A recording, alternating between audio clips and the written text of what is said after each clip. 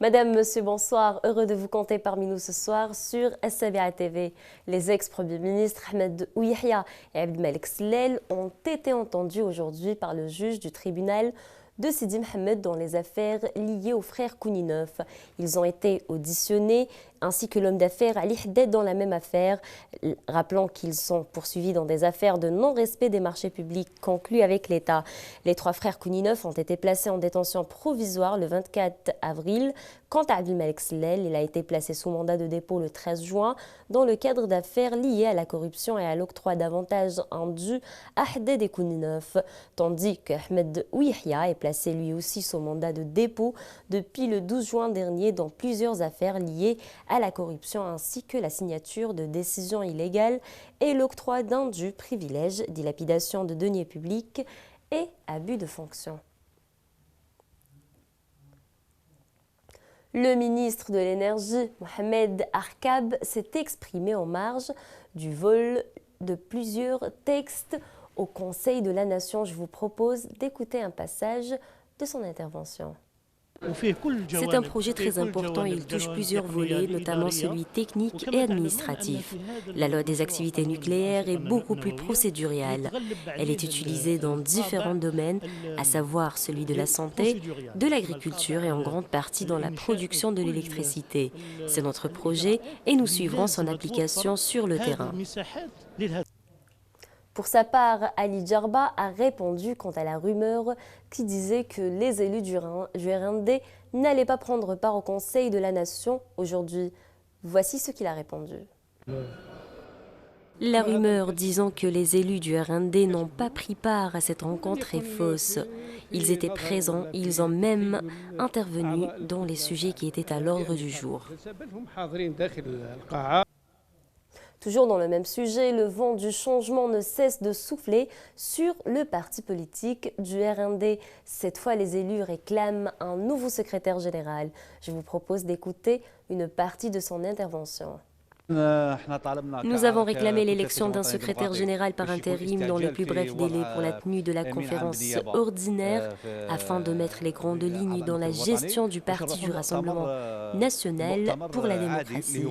Car je le répète, notre parti politique appartient au peuple et tout ce qui touche le peuple a un impact direct sur nous. Notre objectif est de remettre le RND sur le bon chemin. Aujourd'hui jeudi, c'est le dernier jour des épreuves du baccalauréat. Amina Khalil a sondé les élèves. À la fin des examens, je vous propose de les écouter. Le sujet de la physique aujourd'hui, c'était du 50-50. Ceux qui se sont préparés ont bien travaillé. Le sujet de la physique était un peu lent, mais c'était abordable. En principe, j'ai bien travaillé.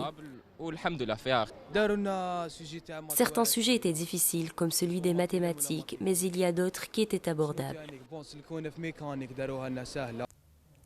Et dans le volet sécuritaire, une somme d'argent très importante en devises d'une valeur de 15 000 € en faux billets a été saisie à Tbessa. La brigade de recherche et d'intervention de la police judiciaire a saisi les faux billets à bord d'un camion lors d'une opération de contrôle de routine. Cette opération s'est soldée aussi par l'arrestation de deux individus âgés de 38 et 47 ans. Ils seront présentés devant les autorités judiciaires dès le parachèvement des procédures d'usage.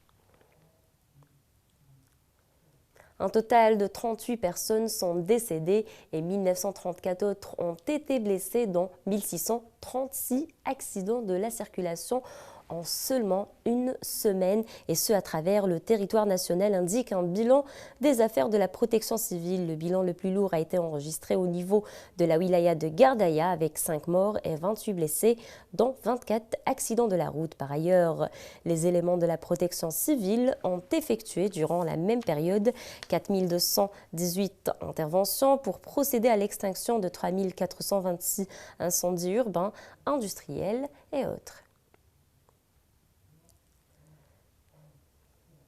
Le docteur Mohamed Ben Brika, spécialisé en sharia et en soufisme, est décédé aujourd'hui. Il était dans le coma depuis mercredi dernier. Il a donc rendu l'âme à l'âge de 61 ans. Le défunt était Professeur des études islamiques à l'université de Khrouba à Alger, il a également à son actif une trentaine d'ouvrages, dont un dictionnaire en 5 volumes sur le soufisme et une encyclopédie sur la tariqa soufie.